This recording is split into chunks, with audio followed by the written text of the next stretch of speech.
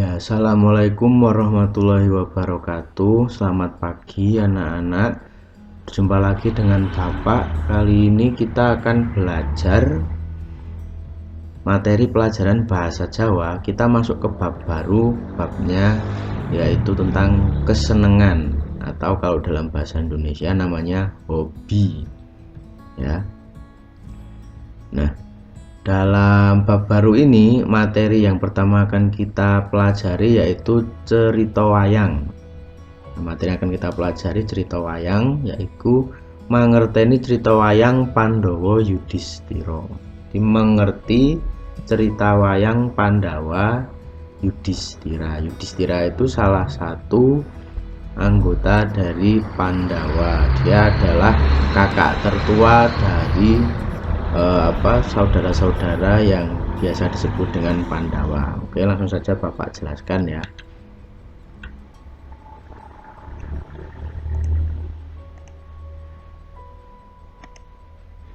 Cerita wayang iku minangka cerita sing nggambarake wewayangane manungsa ing alam donya wiwit lair nganti tumekane pati. Jadi cerita wayang itu seperti cerita yang menggambarkan kehidupan manusia di dunia sejak lahir hingga dia meninggal. Itu bahasa Indonesianya. Wewayangan iku nggambarake watake manungsa ingkang werna-werni.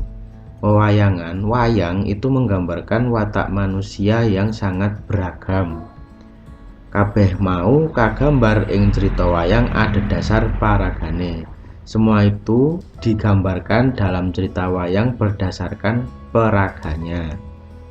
Nah, jadi cerita wayang itu menggambarkan pola tingkah laku manusia di alam dunia dari dia lahir hingga meninggal. Nah, wayang itu memiliki watak atau sikap yang berbeda-beda. Nah, semuanya itu digambarkan dalam cerita wayang yang berdasarkan ada tokohnya. Contohnya yang akan kita pelajari hari ini, tokohnya yaitu yang bernama Yudhistira ya. Manfaat kang bisa dijupuk saka cerita wayang. Jadi cerita wayang iku bisa ngekei manfaat kanggo awake dhewe. Cerita wayang itu bisa memberikan manfaat untuk kita semua. Di antaranya wayang dadi salah sijine sarana hiburan kanggo masyarakat. Wayang iku bisa dadi sarana hiburan ing jaman biyen. Wong-wong iku padha nonton wayang ya. Amarga jaman biyen durung ana TV, durung ana HP, YouTube. Dadine wong-wong iku nonton hiburane awujud wayang. Ping loro, wayang bisa dadi cerminan panguripane manungsa. Jadi saka cerita wayang iku dhewe bisa niru lan njupuk apa wae ingkang bisa apa wae budi pekerti kang bisa dijupuk saka cerita wayang. Jadi bisa mencari hal-hal yang baik dari cerita wayang gitu. Semua Ajeng cerita wayang uga kebak pitutur bab tata krama, kasusilan lan andhap asor. Nah, dalam cerita wayang itu juga banyak sekali tutur kata tentang bukan tutur kata ya, tapi tentang amanat tentang bertata krama, kemudian norma kesusilaan, dan juga bagaimana untuk bersikap andhap asor itu bersikap rendah hati ya. Jadi di cerita wayang itu banyak sekali amanatnya, banyak sekali manfaatnya, dari sebagai sarana hiburan, sebagai refleksi, sebagai cerminan kehidupan manusia agar kita bisa mencontoh dari cerita wayang. Kemudian juga banyak sekali amanat yang terdapat pada cerita wayang.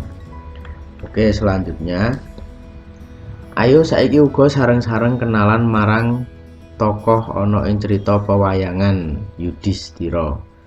Menawi mangke anak-anak nyemak iku cerita wayang Prabu Yudhistira ana ing LKS halaman 16 ngantos 17.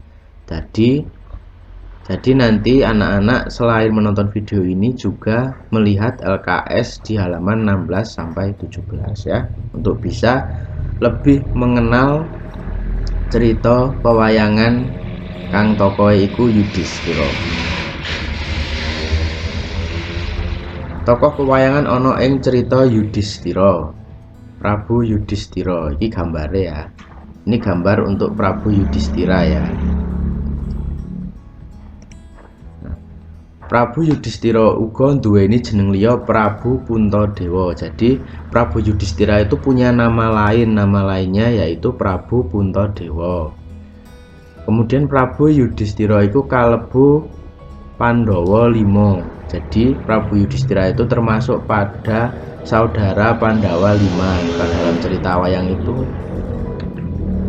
ada yang namanya Pandawa 5 dan Prabu Yudhistira itu termasuk dalam Pandawa 5 dan dia adalah kakak tertua dari Pandawa 5. Nah, Prabu Yudhistira itu ratu ing Amarta. Prabu Yudhistira itu raja di kerajaan Amarta.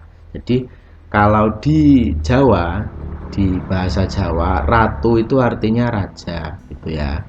Jadi Prabu Yudhistira itu ratu ing Amarta. Kemudian pusakane Prabu Yudhistira yaiku kan aran jimat Kalimasada. Pusaka senjata pamungkasnya Prabu Yudhistira itu dinamai jimat Kalimasada, ya kan? Kemudian sebenarnya jimat Kalimasada itu berasal dari kalimat syahadat, karena memang dulu wayang ini yang mengenalkan adalah Sunan Kalijaga untuk mengenalkan budaya Islam kepada masyarakat Indonesia yang dulu masih banyak penganut Hindunya gitu.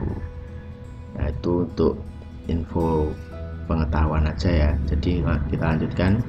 Itulah Prabu Yudhistira. Prabu Yudhistira itu pertama duweni jeneng liya yaiku Prabu Puntadewa, kalebu Pandhawa 5. Ke Prabu Yudhistira iku ratu ana ing kerajaan Amarta lan duweni jimat Kalimasada.